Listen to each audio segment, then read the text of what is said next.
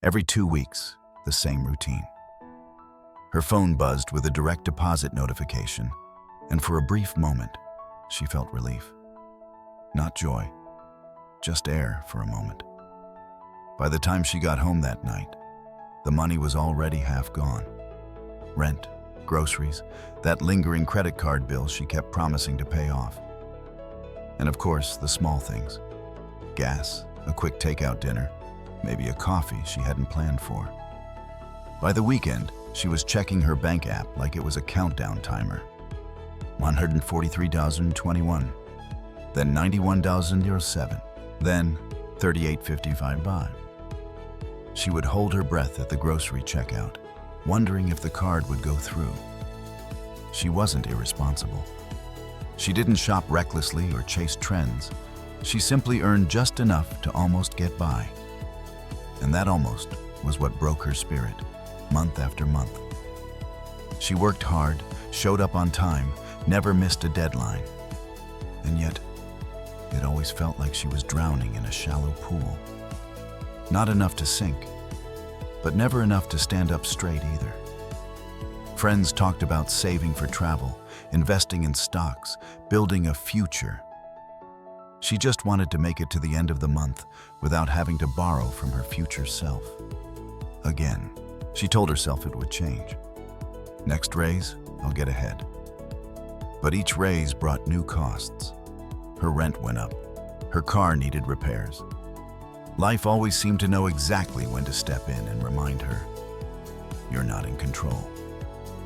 Sometimes she felt embarrassed. Other times, just numb. She avoided money apps, unread emails from her bank, and even invitations from friends, afraid of having to admit, I can't afford it right now. She didn't want pity. She just wanted peace. One night, she sat at the edge of her bed, staring at her account balance. $27.14. It was the night before payday. Again. Her heart felt heavy, not just from lack of money, but from the deeper fear that maybe she wasn't meant to ever get ahead. That maybe freedom was something other people got to have, not her. And then, almost like background noise, she remembered something a friend had told her weeks ago. Start small, like really small. Even $10 a day can change your life. She had laughed it off then. $10? That's 2 coffees. That's lunch. That's nothing. But now, sitting on that bed, $27 to her name, she thought, maybe it's not nothing. Maybe it's the only thing I haven't tried. She didn't feel hopeful, not yet, but she felt curious. And sometimes, curiosity is the first spark of change. The next morning, she opened a new savings account on her phone. It took 3 minutes. She named it something simple. Better Days. No big promises, no spreadsheets, just one space she could call hers. That afternoon, instead of buying lunch at the cafe downstairs, she packed a peanut butter sandwich. It wasn't glamorous. It wasn't delicious. But it meant she saved $9. That night, she opened the app and transferred $10 into Better Days. It felt silly, pointless even, but it also felt real. The first week was awkward. Every day she found herself hesitating. Should I buy this? Should I skip that? But each time she chose to save, she transferred $10 before the day ended. Sometimes it was the price of a coffee. Other times, she walked past her favorite boba shop and just kept walking. It wasn't easy. It was unfamiliar. But she noticed something surprising. Each time she moved that $10, she felt a flicker of control. Tiny, but real. Like she was telling the world, I choose me. After 7 days, her account said 70. It wasn't much, but it was hers. And it hadn't come from a raise or a gift. It came from intention. For once, she wasn't reacting to her money. She was deciding what it should do. By week 2, she started making small trades. Netflix instead of the movie theater. Cooking pasta at home instead of ordering Thai. She lit candles in the kitchen to make it feel less like budgeting and more like something she chose. Every night before bed, she moved $10. Some nights, she had to stretch, but she did it. At 150 saved, she didn't feel rich, but she felt different. She felt aware. She noticed how often her spending was tied to emotion, buying things when she was lonely, tired, frustrated. Without those quick comforts, she had to face her thoughts. Some days were hard, but others were strangely peaceful. She was learning to sit with herself, not escape through spending. She also began learning. Nothing complex, just short videos on personal finance, a book about habits. She found a quote that stuck with her. "We don't rise to the level of our goals, we fall to the level of our systems." That line hit her like a revelation. Her system had been built on survival, not growth. And now, she was building something else, slowly, daily. 3 months in, she had $930 in better days. That was more than she'd ever had in savings, ever. But more than the money, it was the feeling. She had kept a promise to herself. For the first time in her adult life, she didn't feel like money was chasing her. She was the one moving, quietly, intentionally, towards something better. By month 4, she had over $2,200 saved, more than she had ever seen untouched in her account. But something strange had happened along the way. She stopped checking the number every day. Not because she didn't care, but because she realized this wasn't really about the money anymore. It was about who she was becoming. Every time she chose to save instead of spend, she proved to herself that she had discipline, that she had vision, that she could delay comfort for something bigger. It wasn't glamorous. No one clapped. There were no viral posts. Just a quiet dignity growing inside her. She used to walk into stores and feel powerless, like everything was calling her name. But now, she walked in with a calm curiosity.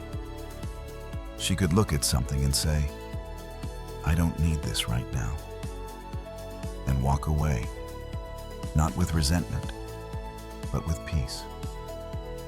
Because now, she wasn't saying no to the item. She was saying yes to herself. She began noticing the little things that drained her money without giving her anything back. Subscriptions she never used. Impulse buys that lost their joy in hours. Food she threw out half-eaten. She wasn't judging herself. She was observing. And with each observation came a choice. It wasn't just her finances changing. It was her identity. She stopped thinking of herself as bad with money. She stopped using phrases like, "I'm broke," or "I can't." Instead, she'd say, "It's not in my plan right now." That shift in language carried weight. It felt mature, empowering. Friends started noticing. "You seem more grounded lately," one said, "like you're not stressed all the time." She smiled, because it was true. For the first time in her life, money wasn't an enemy or a mystery. It was a relationship. And like any relationship, it got better when she paid attention. She still had a modest income, still paid rent, still had bills. But now, she approached everything with a sense of clarity. What do I value? What do I really need? She wasn't just spending less.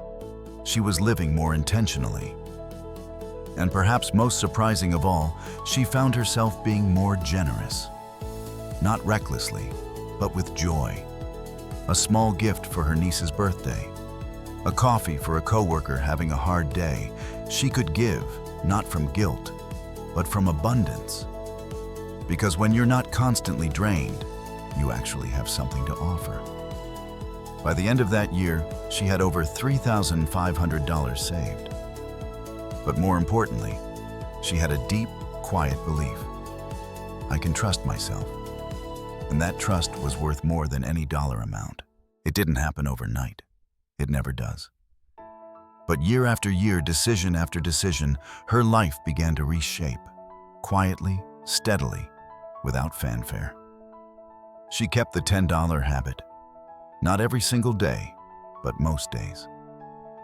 She still transferred the money into her Better Days account, now one of 3 savings accounts she had renamed with confidence: freedom, opportunity, and peace.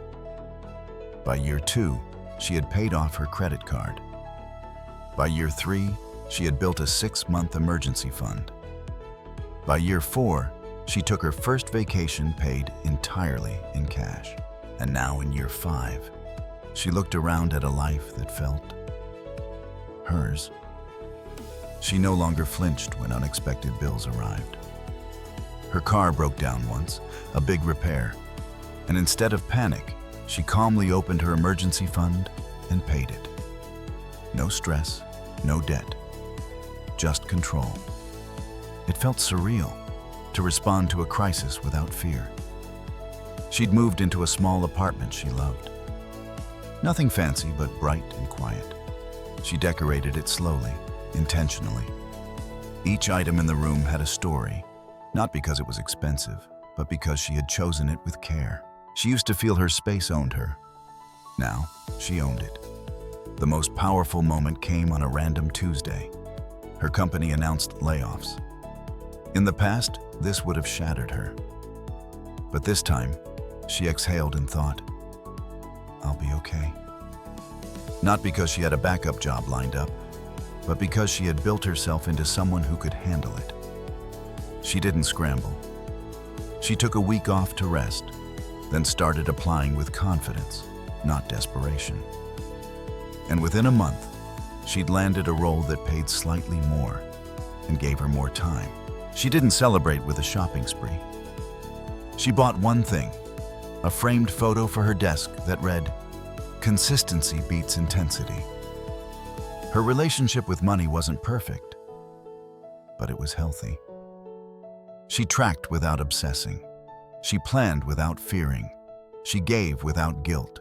She no longer saw money as a finish line, but as a tool, and she had learned to use it well. But perhaps the most beautiful shift wasn't in her wallet. It was in her heart. She walked with more ease. She trusted herself to make decisions.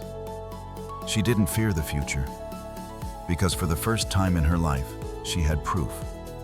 She could change. She had changed. She still remembered that first $10 transfer. How small it felt, how pointless it seemed. But now, 5 years later, it stood as a symbol, a turning point. The day she stopped waiting for someone or something to save her and began saving herself. Most people think freedom comes when you finally make more, when your paycheck doubles, when you get that promotion, when you win the lottery. But her story revealed something quieter, something most never notice. Freedom doesn't start with more money. It starts with more intention. She wasn't rich. She didn't build an empire. She didn't go viral with her success. But she changed her life, one small, repeated decision at a time. $10 a day, one moment of choice, over and over again. The lesson wasn't about saving.